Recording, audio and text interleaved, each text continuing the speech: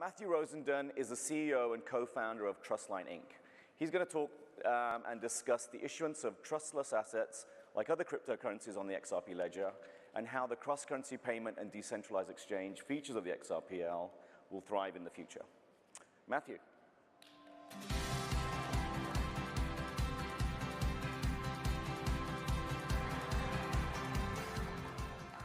Hey everyone, great to be here right now.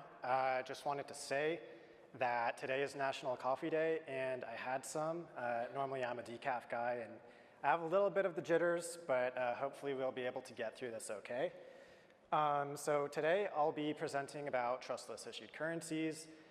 This is sort of a new concept that we're developing at Trustline, and so I'm excited to walk you through it. So really, before we jump into the meat of the presentation, we need to talk about issued currencies. So we're going to go through a quick primer about issued currencies on the XRP ledger. I imagine there are a lot of people here who already know quite a lot about it, maybe some folks on the live stream. This will be helpful for you. So let's jump into it. So the way that we're going to do this is we're going to construct a graph or network topology using some of these symbols. So we're going to just create a language first. So first term to introduce is gateways. So what is a gateway? A gateway is a financial institution that exchanges currency outside the XRP ledger for issued currency in the XRP ledger. So for example, you could deposit $100 with Bitstamp and receive 100 USD Bitstamp as an IOU on the XRP ledger. And we are describing the gateway in our kind of graphical language as this circle with a G. And next thing is issued currencies. So issued currency itself is the IOU that gets issued by the gateway. It represents value held by gateways. And the gateway that issues currency in the XRP ledger is expected to pay the balance back to the holder, right? So it can be any currency issued on the XRP ledger, like Bitcoin. It could be US dollars, gold, rye stones. It could be anything. This is how it's represented kind of graphically. You have somebody who holds the issued currency. This is Alice here. She has what's called a trust line with gateway G. She has a balance of 100 US dollars. So we're going to get into the directionality of that arrow right there. It's a little counterintuitive, but this means that gateway G has issued 100 US dollars with Alice. And then over to the right, we have kind of the code, how it's represented in the code. It's a balance. You have a currency code, you have an issuing address. That's who's issuing the currency. You have the value of that balance. And then we have trust lines. So trust lines are a way of configuring how much you trust an issuer to hold on your behalf. You can create a low limit trust line with your broke roommate, for example, but you may not really expect them to make good on their IOU, right? Or you can create like a higher limit trust line with a reputable financial institution, or kind of like a blockchain program, which is what I'm going to be introducing in a bit. We have our graphical sort of language here. I just added a limit. So limit Alice trusts gateway G with a limit of 1,000 US dollars. So gateway G would not be able to issue more than that. And then the trust line, the directionality, Alice creates the trust line with gateway G, allowing gateway G to issue that currency. That's why the arrow is going to gateway G.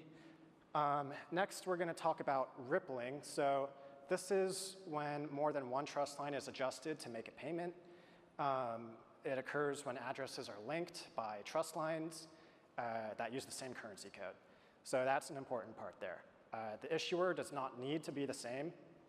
And in our graphical language here, what you're seeing is you're seeing Alice and Bob both have trust lines with gateway G. And if Alice is sending a payment to Bob,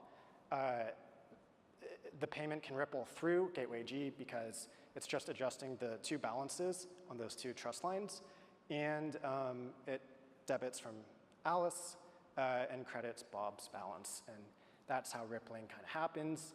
You can take that further into multi-step rippling. So Alice sends 10 USD to Charlie. You see Alice to the left, Charlie on the right. You've got gateway G1 and G2. You've got Bob in the center. So Bob could also be like a gateway or just like a regular account. Doesn't really matter. He just needs to have rippling as a setting on his account enabled. And then it can just kind of traverse through that path, reach its destination to Charlie, and credits his account. And G2, right there, who Charlie has a trust line with, is the one who is issuing that currency for Charlie at the end. So now that takes us into kind of like, okay, let's take a step back. What are the thoughts that I have on issued currencies? There's pros and cons. First of all, there's a really high potential for liquidity by rippling through payment paths. Lots of interesting things you can do. Some things that we're doing at Trustline that are really exciting on this kind of same line. They're tradable on the XRP Ledger's decentralized exchange.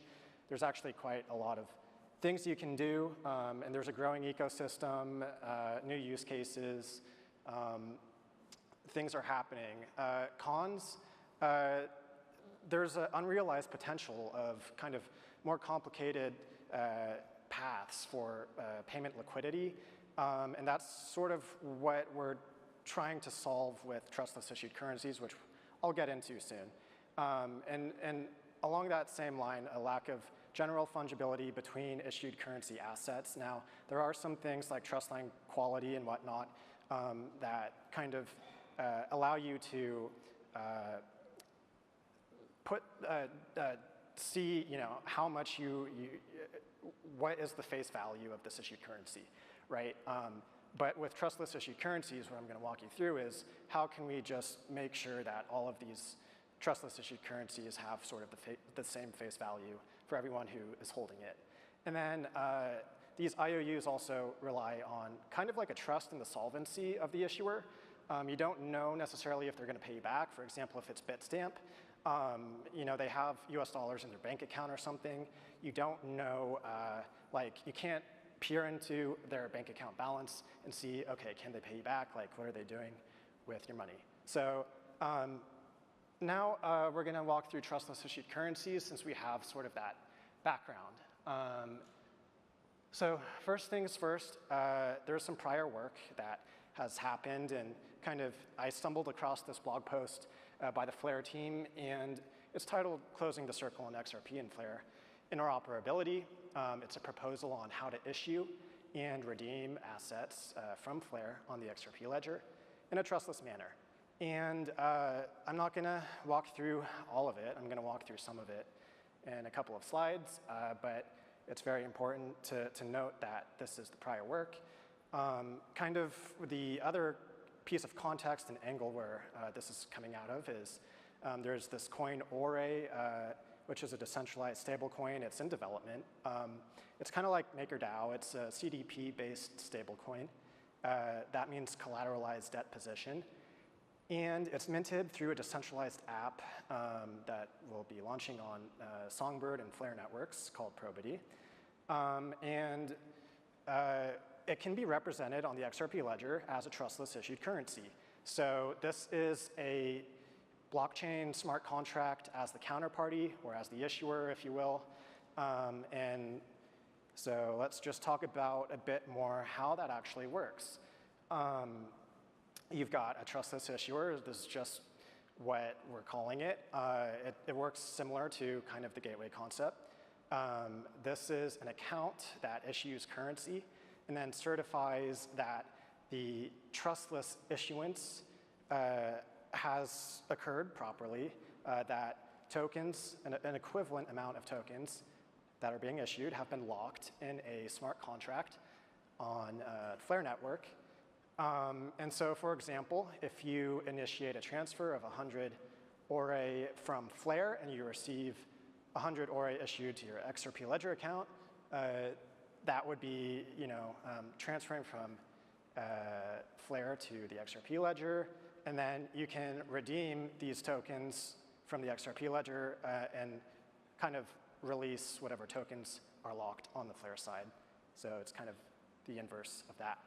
And then now putting that together, you have the trustless issuer, you've got trustless issued currency, and this is just, again, another term that we put together. There's like some Twitter threads that we were trying to figure out, okay, what's the right term for this?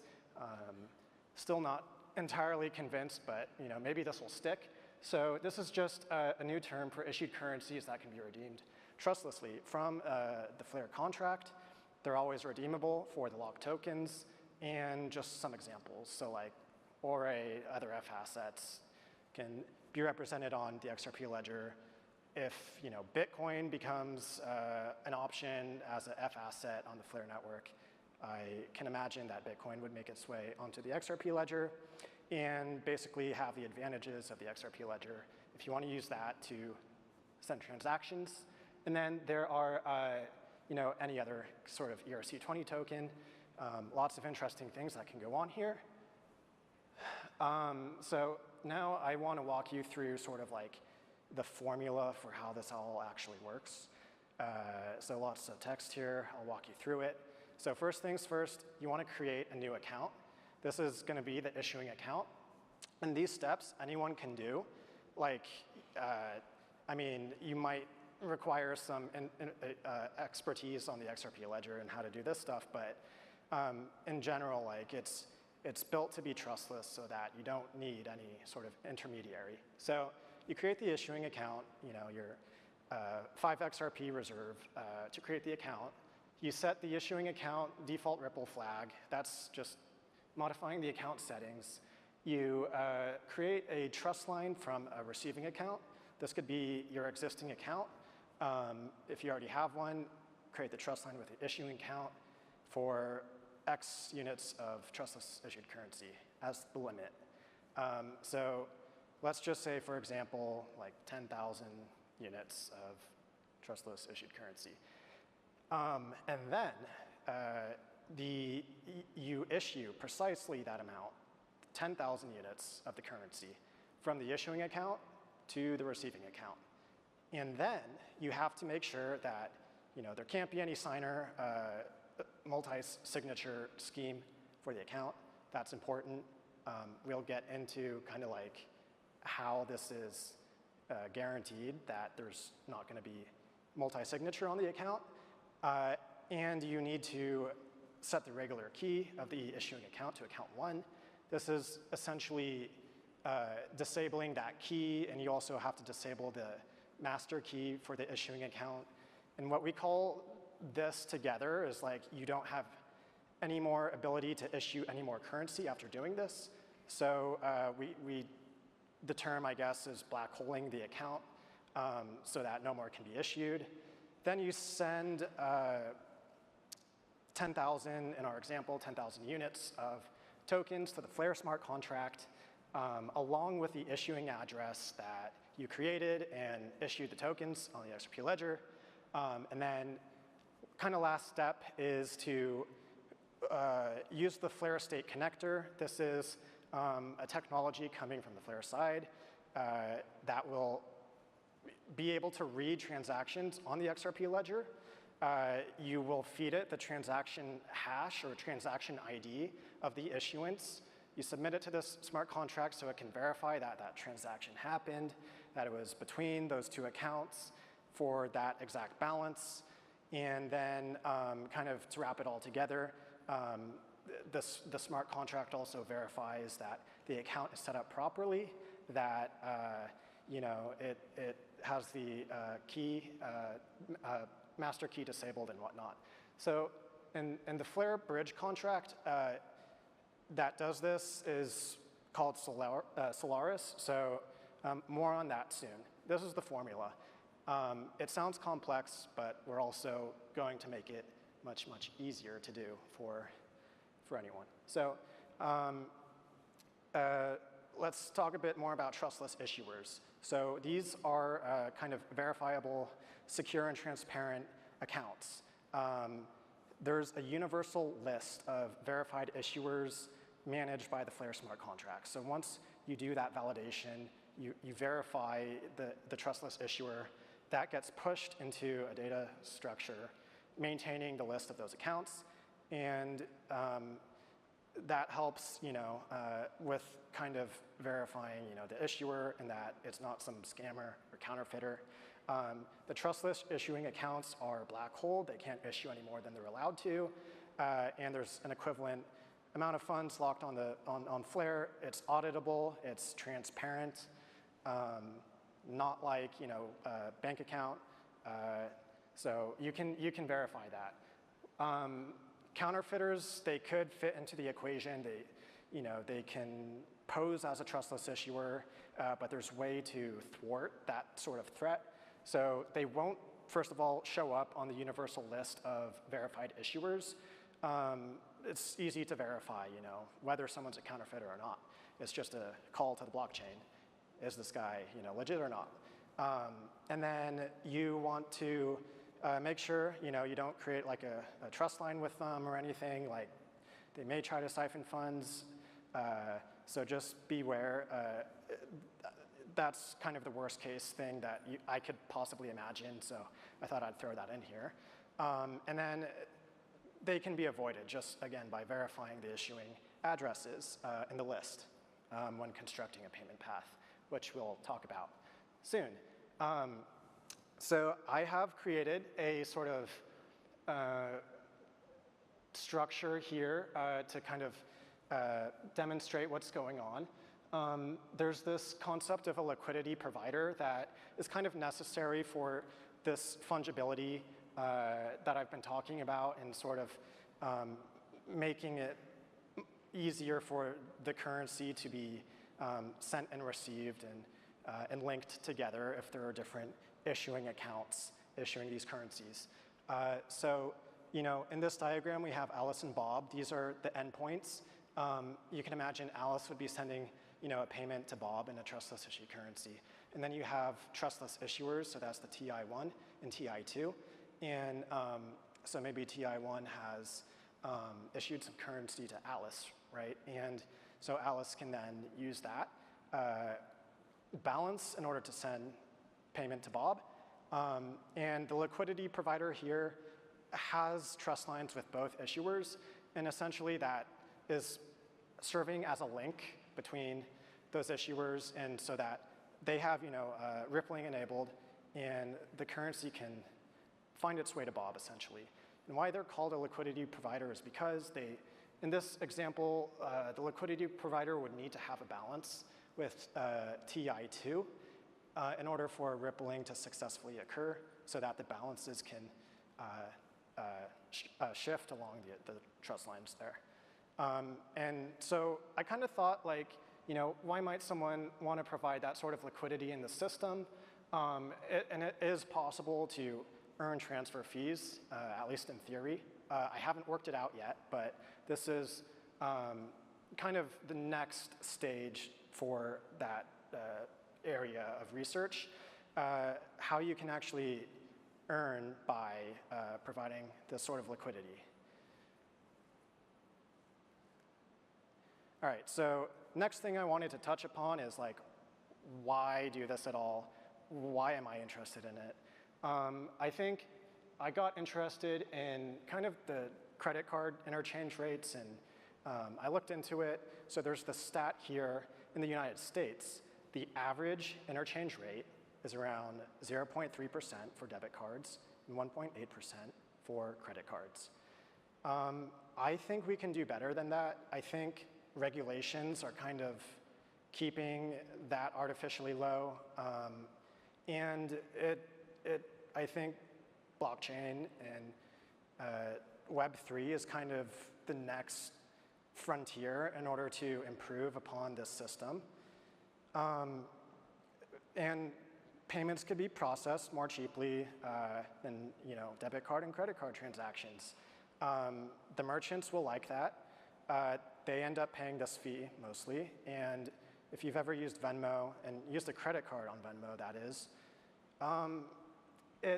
actually, you're the one who's charged for that because there's no merchant to pick up that fee. So, you know, the other reason why this is interesting to me is because there's this stat that there's like 10% of Americans that are underbanked or not banked at all, and that's kind of unacceptable. So we have to do better and figure out how we can improve that situation.